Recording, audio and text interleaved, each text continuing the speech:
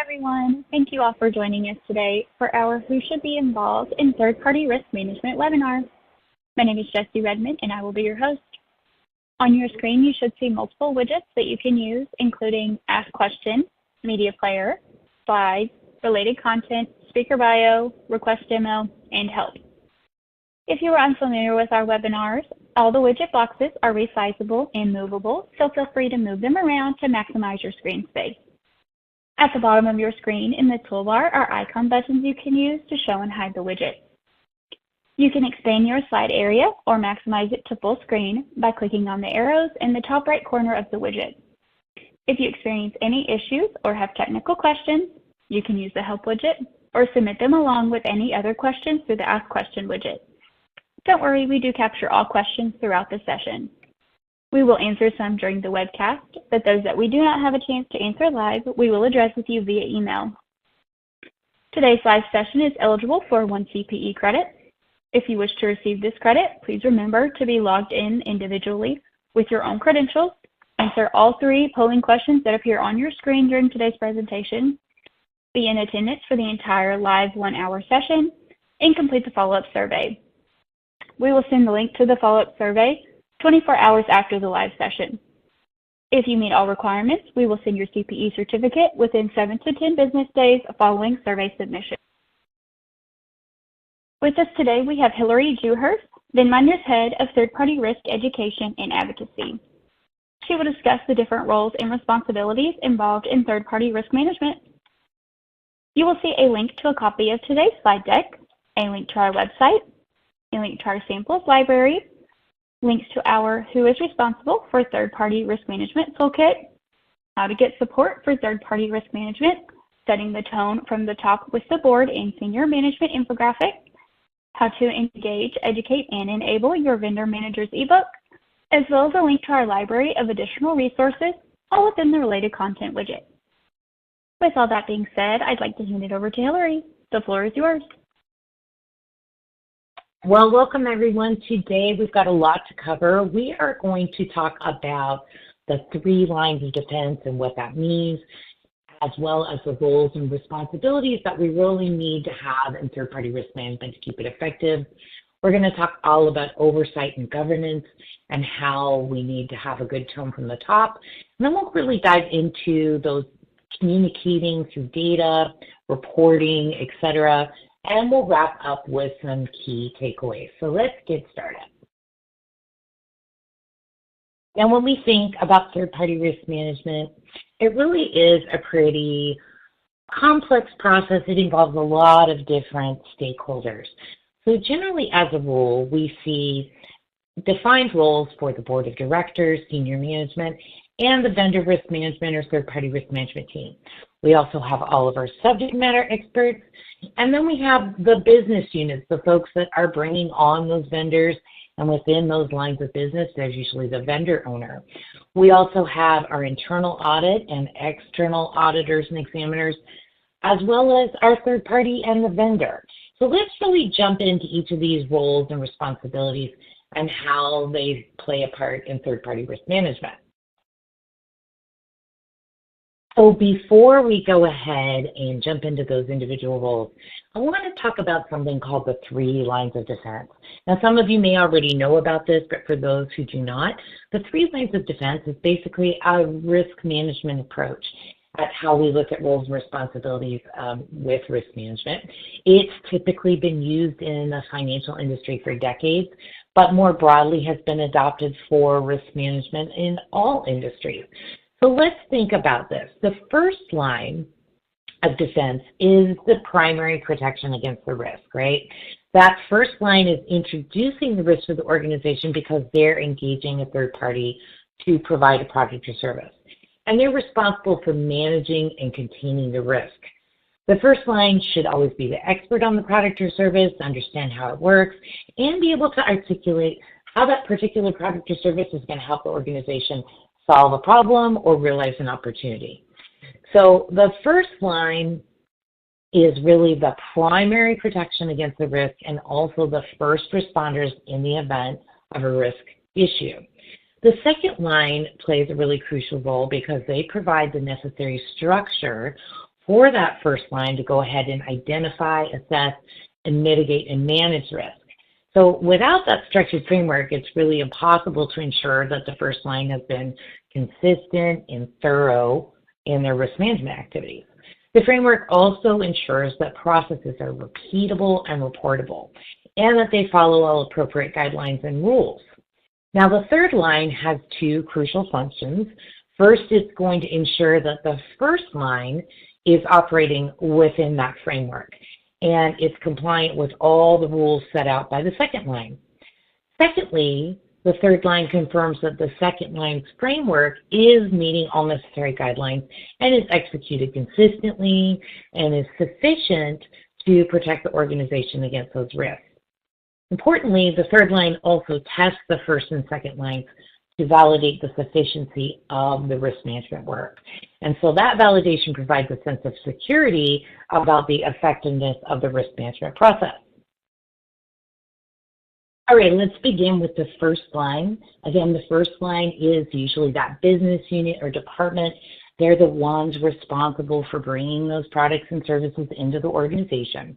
And I want to focus here on that vendor owner. So this is the individual that's responsible for that vendor relationship, the day-to-day interaction. And as such, that means that they're probably managing the product and service, and that they're setting up all of the performance metrics, the KPIs and the SLAs for the vendor to follow. They are responsible for completing all third-party risk management tasks and activities per the guidelines of the third-party risk management team. They need to manage and report all the vendor performance and address any declines in performance. They also are responsible for developing and maintaining those exit strategies and plans that help the organization know what they need to do should that relationship become non-viable. Basically, the first line is always the first responder to any vendor issue. Now we can talk about the second line. So when we look at the second line, these are the teams or individuals that establish all the rules, tools, and processes that make vendor management possible in the first line. They also monitor that first line work to ensure that it's accurate, on time, it's at the right level of quality, and they facilitate that progression of one vendor risk management lifecycle phase to another. So is everything completed so we can go from onboarding to ongoing or go to offboarding? They also work directly with subject matter experts during the due diligence risk reviews, and they're responsible for reporting to the board and senior management and any related committees through verbal updates and presentations and standard reporting. Also, if an auditor or regulator has third-party risk management scope, this team is going to be responsible for gathering documentation and other information for those audits and exams. Now, subject matter experts are yet another second line role. These are our specialists, right? These are the folks that are in IT, business continuity, compliance, legal, finance, etc., that help us really evaluate the strength of the vendor's risk management controls and practices. So they're actually performing their portion of the due diligence vendor risk review. They're providing insight and their qualified opinion.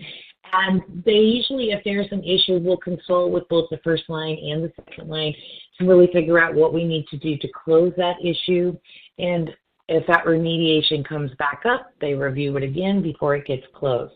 They also have an interesting role of consulting with the third-party risk management team to establish standards, such as what kind of questions do we ask on the risk questionnaire, or what kind of documents should we collect during due diligence. Now we come to that third line. Essentially, this is your internal audit for most of us. It may be external if your organization engages outside resources for these services. But their job is to make sure that both the first and second line are essentially performing their roles effectively. And if they're not, or if there's gaps or other issues that we need to address, they're going to formally write that up, share that with senior management and the board when appropriate, and they will track that issue until it's closed. It's really important to understand that the third line requires total autonomy. so they can be unbiased and independent, because they really need to sort of tell it like it is.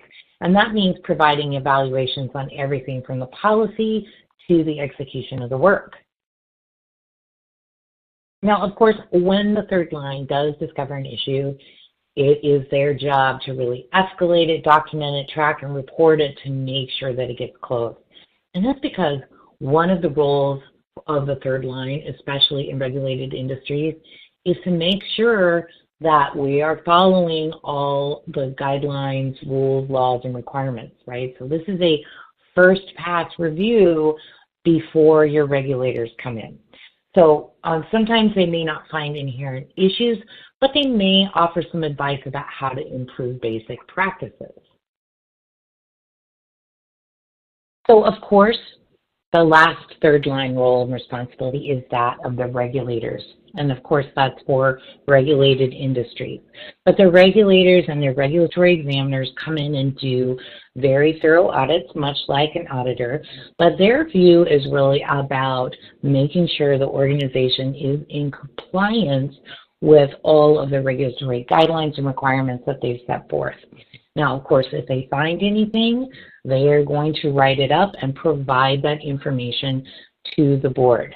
There should always be a sense of urgency about correcting any issues that they found, because if you don't, they have some very effective incentives to make you do so.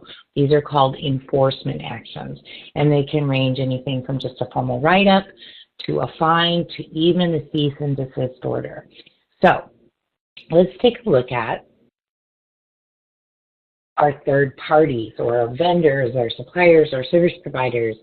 Of course, they're not really sitting directly in the three lines of defense, but they do play a primary role, of course, because they're supposed to provide these products and services to the organization. So that also means that they have the responsibility to provide us with the right information and documentation to validate all their risk management practices and controls. They have to follow the contract and meet the SLAs that are in the contract. And they also have to participate in regular performance monitoring and reviews. And most importantly, your vendors are responsible for managing their vendors appropriately. That means they're conducting risk assessments, due diligence, that they can provide evidence of these practices, as well as risk monitoring and performance monitoring and issue management.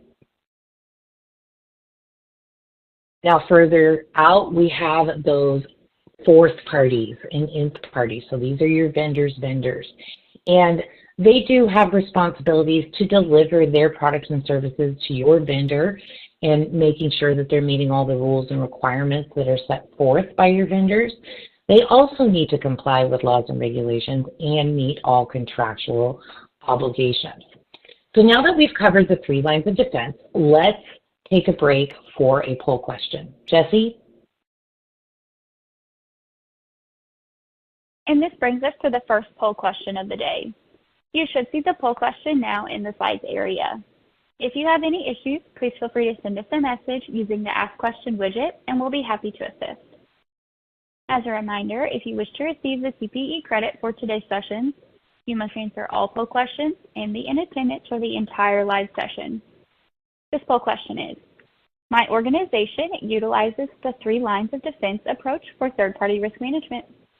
Yes, somewhat, no, or not sure. Hillary, we have some time now to answer a question from the audience.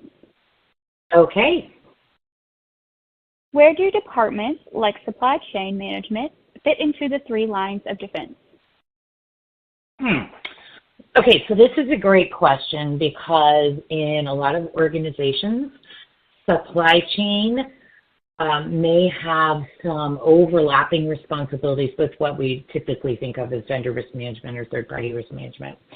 But essentially, supply chain management is a first-line function, and I'll tell you why. It's because their responsibility is really about, procuring vendors, managing inventory levels, making sure things that are delivered on time, logistics, et cetera. So they're really in that first line role, directly working with those individual vendors to kind of keep operations going. So that's why they would be considered a first line role and responsibility.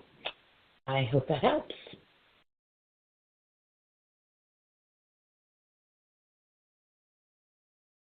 Thanks everyone for answering that poll question. Here are the results. By the way, you may have noticed reactions such as a thumbs up or heart coming across the screen. If you find this feature distracting, you can turn it off by clicking the 4 arrows in the top right-hand corner of the slides widget, which will expand the slides to full screen and no longer show the reactions. Before moving on, as a reminder, in the related content widget, you can find our Who is Responsible for Third-Party Risk Management Toolkit. This toolkit contains an ebook, sample organizational charts, and templates. With that, I'll hand it back to Hillary. Well, now that we've had a bit of an overview about the 3 lines of defense, let's take a look at some key responsibilities.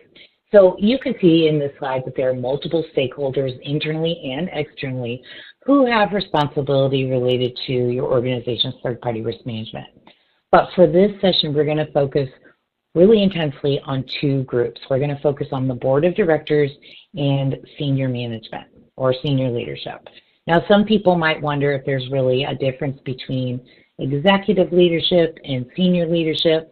The primary difference is that executive leadership are those that usually have a C-level title, such as CEO, COO, CFO, etc. For the purposes of this conversation, executive leadership is included in that senior leadership bucket, and senior leadership is a blanket term used for any individual in your organization that's responsible for strategic planning and execution. They're responsible uses of resources, including time, money, and people, and the operation of the company. It doesn't really matter what company titles your organization uses or how those reporting relationships are structured. Every organization has people at the top who are responsible for the business's success. All right, now another important concept is corporate governance, right? So before we discuss the board of directors and senior leadership, we need to talk about corporate governance because that is really a true component in any successful third-party risk management program. So what is that exactly? Corporate governance is the combination of multiple components, systems, rules, practices, policies that direct and control your organization. And in most organizations, there's a board of directors who are responsible for influencing all of those policies and practices, etc. They're really setting the direction for the organization and providing guidance on how the company should reach its goals. Now, if you were like me, you watched a lot of Olympics, so I'm going to use a sports analogy, but you can think of the board as more or less the coach. Right? They're responsible for setting the strategies and influencing the actions and behaviors that lead to success of the organization. But they also need to understand where there's challenges or problem spots and work with senior leadership to overcome those issues. Now, senior leadership are essentially the players because they have to combine strategy with action and be able to manage the risk defensively and offensively. And they're on the field, so to speak. So they're there to perform those actions, execute the strategy, and they're responsible for executing them within the rules, policies, and processes. If the organization has operational failures, they are responsible. And audit and the regulators, you guessed it, these are the referee. Okay, so what makes for effective corporate governance? Well, there is something that we refer to as the tone from the top. So what exactly does that mean? And how do the board and senior leadership really execute that? Tone from the top is actually a phrase that came from auditing firms. It was more or less an all-encompassing concept that kind of referred to the attitude of management relating both to internal controls and ethical behavior. And so for those of us that are old enough to remember the business scandals of the early 2000s, such as Enron and WorldCom, you also might remember the birth of the Sarbanes-Oxley Act, which was primarily introduced to improve lax financial controls and reporting. So the phrase tone from the top was used to describe the need to improve executive responsibility. The use of this phrase has become so common that it's still used today to reference Section 404 of the Sarbanes-Oxley Act. However, the exact phrase is not ever used in the written text of the Act. So that's your trivia nugget for the day. But moving on to non-trivial things, all public organizations must adhere to Sarbanes-Oxley. Even if your organization is not public and not required to comply with this regulation, it is still a common expectation that your organization is going to operate in an effective and ethical way. So again, it's the board and senior leadership that are responsible for the tone for the top. So let's look at how these two roles kind of differ. Basically, the board of directors is responsible for determining the mission and strategy, ensuring effective planning, providing oversight of programs and services, overseeing financial management and protection of assets, and ensuring legal and ethical activity, right? They're there to set that strategy, set the stage, and enhance the organization's reputation. Senior leadership or senior management, on the other hand, is there to provide strategic and operational direction, to set up all the goals and strategies, and to ensure that they're being executed effectively. That means planning all the resources and providing the organization with what we call cultural DNA, right? That risk management attitude. And they're there to manage all the effective execution and enforcement of the policies. So you probably will hear that term, the tone from the top, a lot. And you know, it is a little bit cliche, but the bottom line is if the board and senior leadership do not identify, model, and expect certain actions and behaviors, that organization is going to suffer. So when it comes to third-party risk management, this is especially true because there's a variety of actions and behaviors that the board and senior leadership must undertake to ensure that that tone from the top is clear and effective. So when it comes to third-party risk management, let's talk about the board. What they do and what they say carries a lot of weight. So they approve the policy. Why is that important? Well, the board is the top leadership level. And at that level, you would anticipate that they aren't just going to approve something willy-nilly. And the approval of that policy is really essentially the same as if they gave the word themselves. We don't always think of it like that, but that policy approval is really much more than signing off on documents. The board should also know which are the critical vendors, the products and services they provide, and whether those vendors are single points of failure. Of course, if there's any issues with those vendors, they need to know about it and provide guidance to senior leadership. They also need to periodically review the health and effectiveness of the third-party risk management program. So, of course, when we talk about the tone from the top from senior leadership, it means that they're proactive, invested in the successful and effective execution of third-party risk management across the board, right? So they're especially aware of critical vendors, essential products and services, and they review reporting about these vendors as well as all vendors to understand if there's any issues. And they always need to treat remediation as a really high priority. Now, one of the most important actions is to make sure that there's sufficient qualified resources to effectively execute third-party risk management across the organization. Additionally, they need to understand and support that principle of proportionality, meaning that vendor engagements are not all the same, and those that are lower risk are not going to be treated the same as those high risk and critical vendors. So they ensure that there's appropriate resources to manage all types of vendors. And most importantly, they don't tolerate vendors with insufficient risk controls or poor performance. All right, to recap what we've just learned here, I want to make sure that everyone understands that both senior leadership and the board have the duty to set the tone from the top, but there are different expectations from each group. That board is really responsible for guidance, rules, and the health of the third-party risk management program. They need to be engaged and they need to stay engaged. But for them to perform their role effectively, they have to have the right information at the right time. So we're going to hang on to that thought for just a minute because we'll be chatting about it shortly. Now, senior leadership is the driving force of execution and is responsible for those actions and messages that convey a sense of importance and urgency around third-party risk management. Now, of course, they're going to delegate many of their responsibilities down the line, but they're still responsible if a specific business unit isn't in compliance, if the program isn't working as intended, or if additional resources are necessary.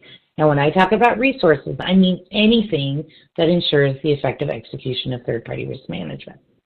That could be systems, that could be full-time employees, that could be additional ways to outsource portions of the process to increase capacity, whatever.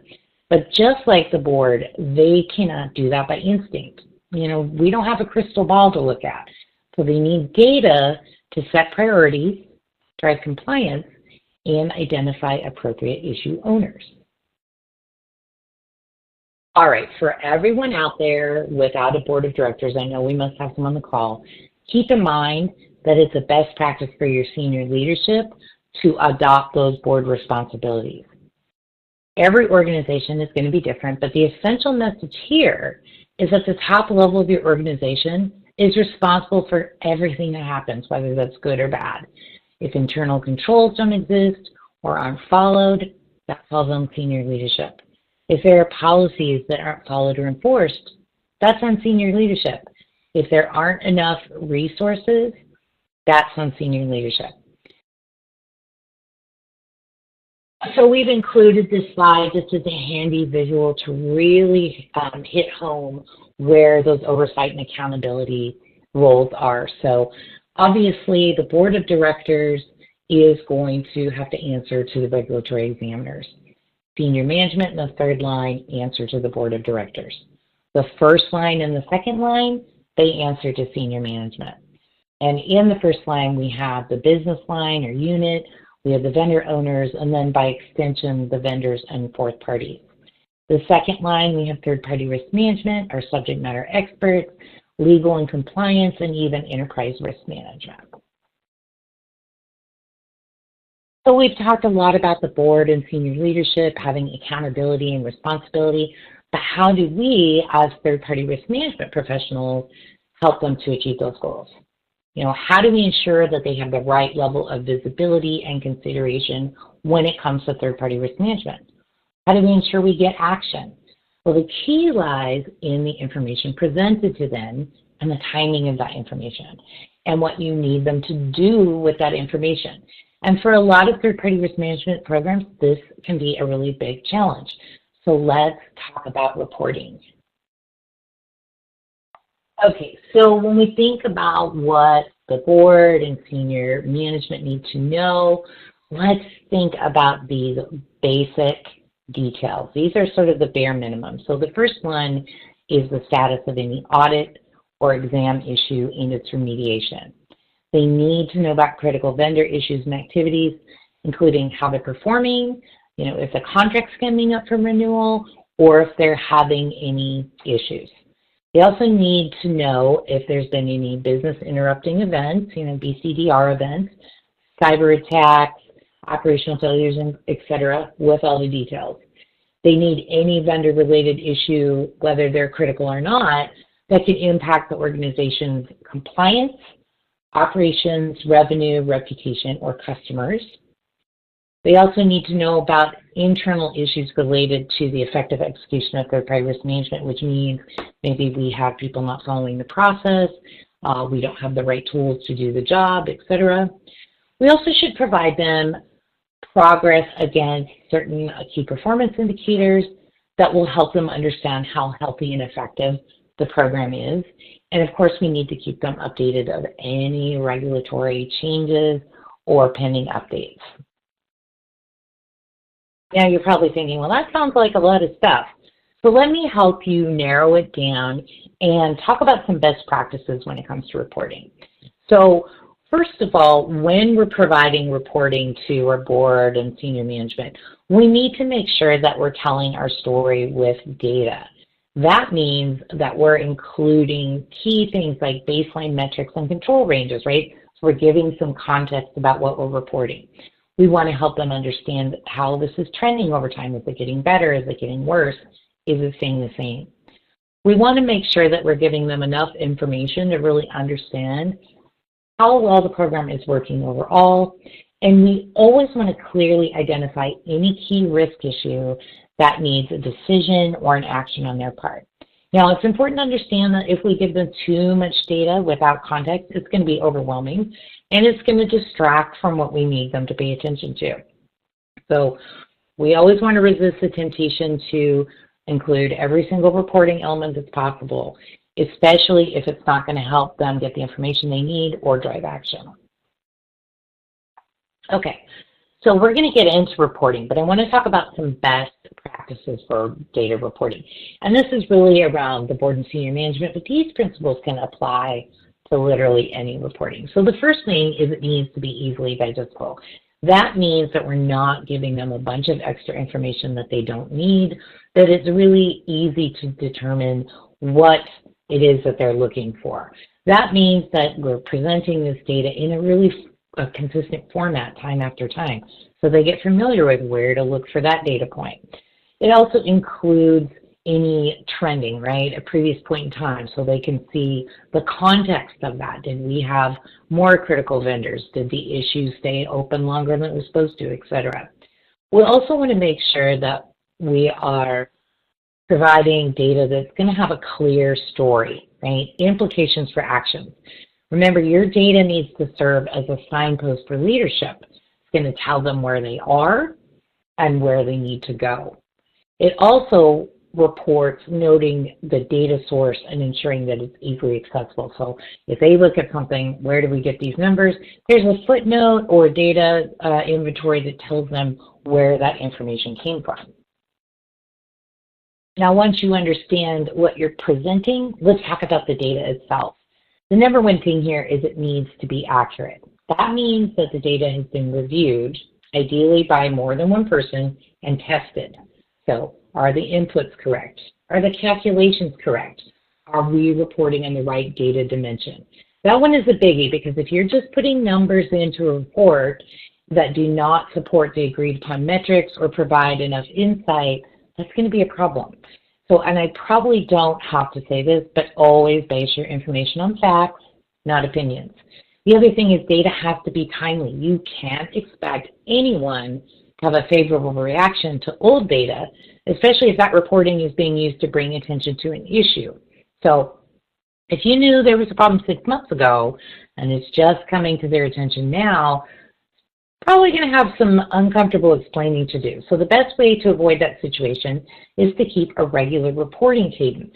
Any issues or problems that need addressing should always be presented to senior management first before they ever show up on a board report. Now, of course, we have to keep it consistent and simple, right? We talked about using the same format over and over and trying to reduce that information into as few pages as possible. Using a dashboard or scorecard can be very effective as opposed to providing multiple line data reports.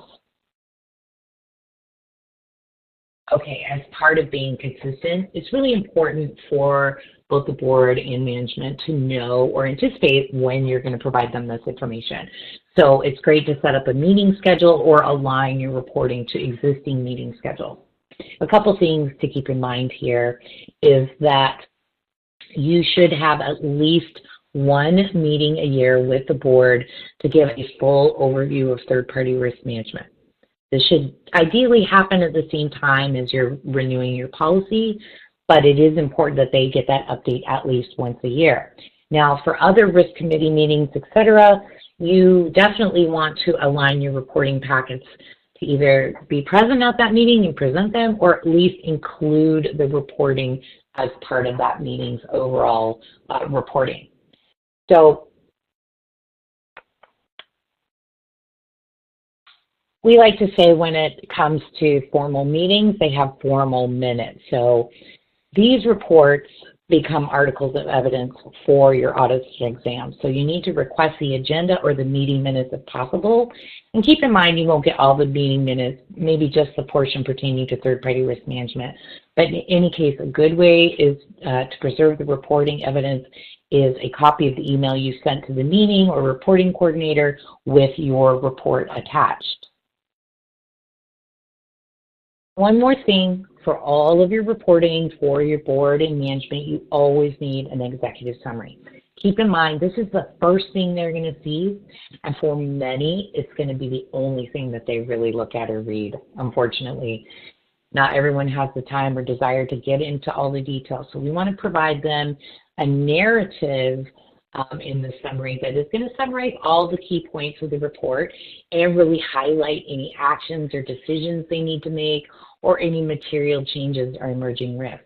It's really meant to just distill the data in a narrative format. We do want to keep this to 1 page if possible. We don't want, 10-page executive summaries if we can avoid it. All right, I think it's time for another poll question. Jesse? Our second poll question of the day. My organization has developed specific metrics to measure the health and effectiveness of the third-party risk management program. Yes, it's in development, no, or not sure. Hillary, I have another question from the audience that we can answer. Let's do it. And that question is, does a vendor risk management team have any oversight authority, or is it only the board and management? So this is one of those questions, again, that's going to depend on your organization. So the key word here is authority. Now, in every instance, third-party risk management or vendor risk management always has oversight responsibilities, right? To watch what's going on, to report on it, to track issues, to escalate concerns. The authority part is where you might see variations. Now, ideally, third-party risk management does have authority to manage things appropriately and take care of issues when they arise. However, in some organizations, you may see that responsibility is really higher up. It's at the senior management level or sitting in another area of the organization. So you always have oversight responsibility. Authority is really going to depend on your individual organization. So I hope that's helpful.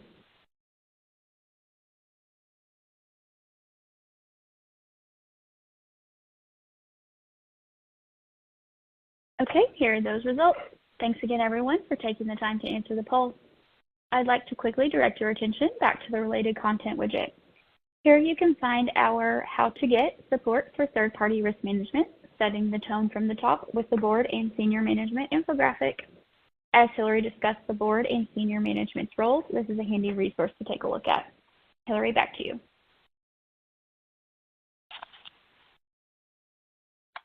All right, so we have talked about basically what the board and management needs to know. We've talked about some best practices for reporting. But the last piece I want to cover is about what content to include based on the timing of that report. Now, most frequently, we'll be doing some sort of monthly reporting. This could be to the risk committee or just to your general management. We want to make sure that we understand that because this information is generated more frequently, it doesn't have to be as comprehensive. And we're also kind of limiting it to the information that they need to know right now or take action on. So for monthly reporting, we want to have our executive summary, key risks, any open issues, any critical vendor risk or performance issues, anything that they need to know or do or decide. That's really important. Like, we need you to make a decision. Other information you can include would be any upcoming deliverables. Maybe you're doing an annual cleanup of the vendor inventory, any communications that might be going out, and anything that you want them to pay attention to or that you're watching. Now, the next type of reporting is that quarterly reporting. And this is, again, something we want to inform, drive action, but also give them information for planning purposes, right? We might be doing this for a quarterly risk review meeting with the risk committee or putting it in a board packet. But what we want to include in this report is everything from our monthly meeting plus, a summary of the vendor inventory, how many vendors you have, what risk levels they are, your critical vendor list, any missed vendor performance, especially for critical and high risk, any missed service level agreements that happened during the last quarter, contract status, anything that's renewing in the next 90 to 120 days, and issues and remediation trends, like are we closing issues, where do we stand, and then updates on all established improvement projects, policy reviews, process testing, etc. So anything big that's been happening, it's good to include in that report as well. Now, the last report is this big annual third-party risk management review I've been talking about that happens with the board. And this, again, should happen at least annually. So they should be doing a comprehensive review of third-party risk management, right? So we want to make sure that we're looking at this review in kind of two distinct sections. One, we're going to talk about vendor risk and risk across the portfolio, and the other section is about third-party risk management program health. So ideally, the board is going to review these again at the same time the policy is being reviewed and updated each year. And reporting that we're providing with this review should always be retained as evidence as the board's involvement. So we might need to share that evidence with an auditor or an examiner in the future. All right, so let's look at these two sections, what they should include. So when we're talking about the vendor risk report, again, we're going to start with the executive summary. And some of the details that we're going to want to include is, you know, the vendor inventory, the risk exposure, any vendor risk events, like those operational events, cyber attacks, you know, poor performance, etc. We definitely want to keep a focus on critical vendors, including the full inventory and their performance, any issues, and the details of those issues, and then any other significant issues and events, as well as new and emerging risks. For the program report, we want to have a separate executive summary, and we want to talk about our metrics. How are we measuring the health and effectiveness? So we want to share the metrics and the results. Generally, I recommend breaking that into three tranches, which would be your process metrics, operational metrics, and compliance metrics. We also want to give them a view of how mature the program is and provide an improvement roadmap for where we need to make changes to get to the next maturity level. All right, we're going to go through some just examples of what reporting can look like just very quickly. This would be an example of the executive summary for the vendor risk portion of that report. We're going to start with risk exposure. We're going to talk about, you know, how we're doing overall, any specific elements that they need to know about, and significant risk issues or events. We'll just give them a description, sort of talk about the impacts and anything else they need to know. New and emerging risk. In this example, we're using AI, which is emerging for everyone pretty much. Now we're also going to talk about those regulatory risks, just give an overview of where we stand, and any other non-critical vendor issues. If there's something that happened that they need to be aware of, just because a vendor's not critical doesn't mean that it can't really impact your organization. We do want to make sure that we're including good details about any critical vendor issues. If they need to follow up on it, they're going to have enough information. Okay, so let's look at some other types of reporting we would include. This section is about risk exposure. Notice we've used some graphics to help really distill the information, and we've provided narratives about each section. So for vendor inventory, we can clearly see that we've seen an uptick from the previous year. We've talked about some remediation actions and some impacts. For the vendor risk exposure, we're looking at the specific types and amounts of risk that we have, whether that's cyber risk, compliance, etc., and looking at it as it was last year. You know, maybe we've seen it go down a little bit in compliance risk and financial risk, but it's exploded in our cybersecurity area. So we also want to talk about any remediation actions that we might take, and then look at vendor risk events. How many operational interruptions do we have, or cyber attacks? Again, comparing it to the previous year and looking at any possible remediation actions. Now let's look at some examples from the second part of that report, which is the program health. Specifically in this area, we are looking at process metrics. Again, we're using that data visualization in these graphs and charts. And our process metrics would be our all of our engagements, risk assess and reassess, right? So we're looking at that against the previous year, and we're talking about any impacts for due diligence completion before contract execution. We're comparing it again to the previous year and how we're doing in each quarter. We're also talking about any impacts or any remediation actions that we're taking around that metric. We're also looking at how many contracts have been reviewed to make sure that they meet our standard terms and conditions, and we're getting some details around that. In operational metrics, we're looking at risk reassessments being completed on time, the time it takes us to complete due diligence, and our staffing needs and ratios. So again, providing relevant but concise information below each data point, really to help them understand what is necessary. You'll notice here that we've even bolded important information. Again, we want to do everything we can to make it really easy for these folks to understand what's going on. And don't worry if you can't read everything in the time that's allotted per slide. You can download the presentation and read some of these details.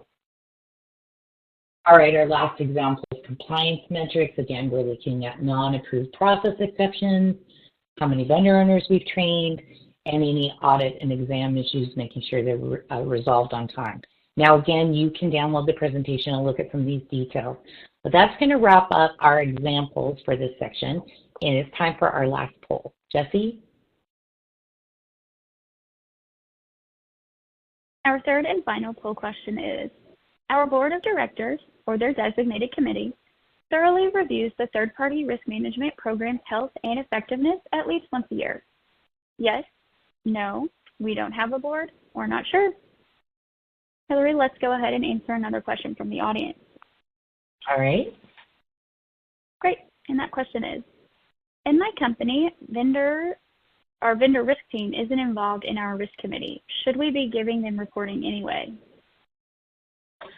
The short answer is absolutely yes, but let me expand on this. So the first thing I hear is when vendor risk management or third-party risk management isn't directly involved with that risk committee, it gives me a little bit of pause because after all, it's a major risk, it's an external risk, and often accounts for a lot of operational spend for your company.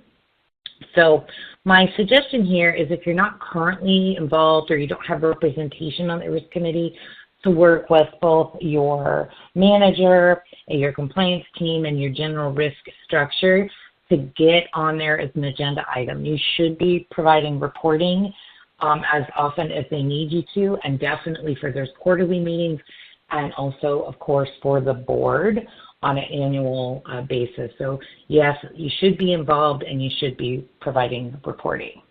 I hope that's helpful.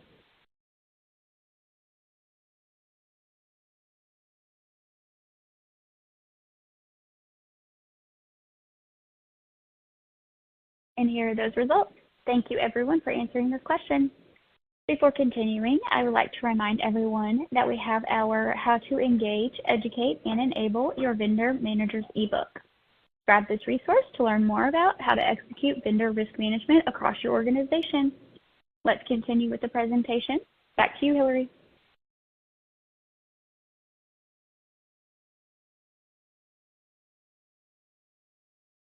Okay, so keep in mind that you are probably going to be doing reporting for your board and management quite frequently, but you also may need to do it for other stakeholders.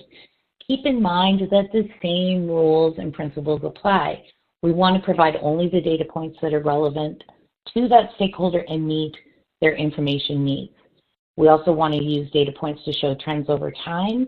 And when we're identifying an issue, we really want to make sure that we're giving them the situation, the status, any contributing factors, potential impacts, possible solutions, and what we want them to do about it. All right, it's time to wrap up our session with some key takeaways. So first of all, every third-party risk management stakeholder has a specific role to play, and we need to know what those are. Our first line roles are the owners of third-party risk, and they're the first responders to an issue. Second line roles are meant to establish the frameworks and oversee the work of the first line. The third line oversees both the first and second line and reports their findings to management and the board. Oversight and governance are the responsibility of the board and senior management, full stop. And regular reporting supports their ability to effectively oversee and govern. When it comes to those reports, setting up the right meeting intervals, reporting intervals, make sure that the right information is available at the right time, and standardizing the reporting formats by your purpose, your frequency, and your audience. Make sure that those reports are really accessible and easy to understand. Again, only use relevant data points, call out decisions or actions, document formal minutes, and retain that reporting that you've provided as evidence for auditors and examiners. And with that, I'm going to turn it back over to Jessie. Great. Thanks so much, Hillary. Before we dive into more questions and answers, I would like to thank everyone for attending. I would also like to thank Hillary for her time in sharing some important information. On your screen now, you will see our upcoming webinar on September 17th, the difference between inherent and residual vendor risk webinar, and on September 24th, how to classify who is a critical vendor webinar. We hope you'll be able to join us for those sessions. A link to register for those is in your copy of today's presentation slides. Let's now go ahead and answer some more questions that have come in during the session. Okay, Hillary, our next question is, if your company buys more than one service from a vendor, should you have multiple vendor owners or consolidate those responsibilities within one person? That is a really great question. It's one that we actually get a lot, and that a lot of it's going to depend on your organization and your structure.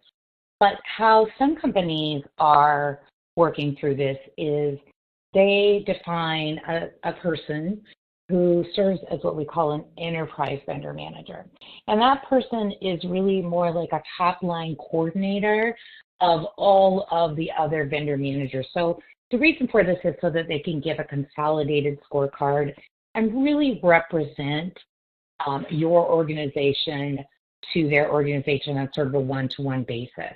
Now, that's not to say that they have to do all the work of those individual managers, but they should be able to consolidate it and lead those discussions. Oftentimes, the person who has a relationship with the vendor that's maybe the biggest portion of the relationship or the highest spend does take on that role. Sometimes they identify, an additional person to do it. So that is one way to do it. Now, certainly, if that's not something you can put together at your organization, it is possible to just have multiple, one-to-many relationships between the vendor and your organization. But enterprise vendor managers are a great way to go if you can implement that process. Great. Next question. Which team should the third-party risk management report to? Information security or operations?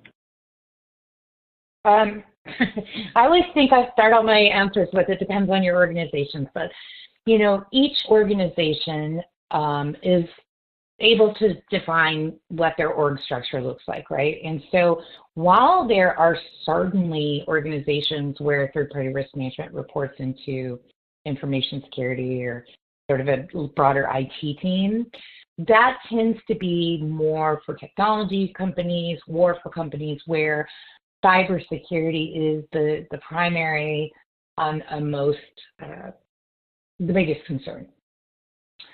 Operations, I don't see that as frequently. I know it does happen, but sort of the ideal alignment for that is really third-party risk management should sit under the broader risk umbrella. So, for example, if you have a risk and compliance division, it should sit there, or it can sit under enterprise risk management.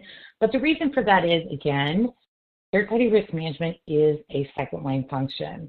And sort of like the auditor, they need to have some autonomy and independence so that they can really hold everyone accountable. So, for example, if you are a third-party risk management person sitting in InfoSec and the emphasis of people don't want to meet all the requirements, it might create some friction, or, in a bigger situation, it might create some conflicts. So I really do recommend, if it's possible for third-party risk, to be aligned with your risk and compliance structure. I hope that helps. Great. Our next question. Who determines and prioritizes the improvement projects for third-party risk management? Generally, that should be the third-party risk management team, with the help of their direct management. Those risk committees can actually be very helpful. Of course, as a third-party risk management team, you should probably be the expert on what needs to happen to get your program to the next level of maturity or to address any issues. However, there might be some other considerations that are external to your team that you need to factor in. So those risk committees can be helpful, but really the decision or the ownership of that should belong to the third-party risk management team themselves. Great. Next question. We have never given any sort of update or reporting to the board or senior management. Is that a problem? Well, yes, technically it is. I don't know your specific reasons for that or why that may be.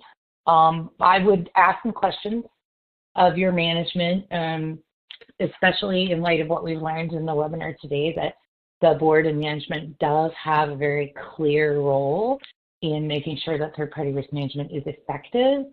So you might want to just make sure that nobody else is kind of pulling data and giving it to them. You always want to be in that conversation, or if you're, on a team, the leader of the team needs to be in that conversation. But yeah, if there's no reporting going up to management and the board, that could be a problem in the long run. So I do my best to address that as soon as I could. I hope that helps. Great. I think we have time for one more question here. I've been at my company for 5 years. We have never had an audit of third-party risk management. Is that an issue? Not necessarily. I would think it's a little strange. Most companies that do have structured audit programs will go and at least work on a biannual schedule. You might want to check in with your compliance department and just ask questions if this is something that's ever in scope, or has there been one and you weren't aware of it. I mean, especially if you're trying to align your processes and, be ready for such an event, it would just be helpful to know why it's in scope or not and when the last one was. I hope that helps.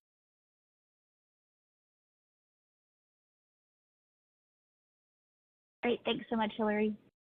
Unfortunately, that is all the time we have left for questions today. Thanks again, Hillary, for taking the time to address some of those that came in. Any questions we did not have time to answer today, we will address with you offline. We would like to thank you all for attending and hope you found today's session valuable. Another big thank you to Hillary for her time and content. You can ask even more questions inside of our third-party think tank, an online community that is dedicated to third-party risk professionals and free to join. Just because today's session has ended doesn't mean the conversations and questions must. Post your questions at thirdpartythinktank.com and see what your peers have to say. In the community, you can find thousands of free educational resources, including ones related to third-party risk management roles and responsibilities. If you would like to become a member of Third Party Think Tank, you can register on the site or just shoot us an email and we'll get you registered and send you a link to set up your password. We did record today's session, and that recording link will be provided to you in a follow-up email that you will receive tomorrow afternoon. Also in the follow-up email will be the survey link for you to request the CPE credit. On behalf of Venminder, it has been a pleasure. Thank you all and have a great rest of your day.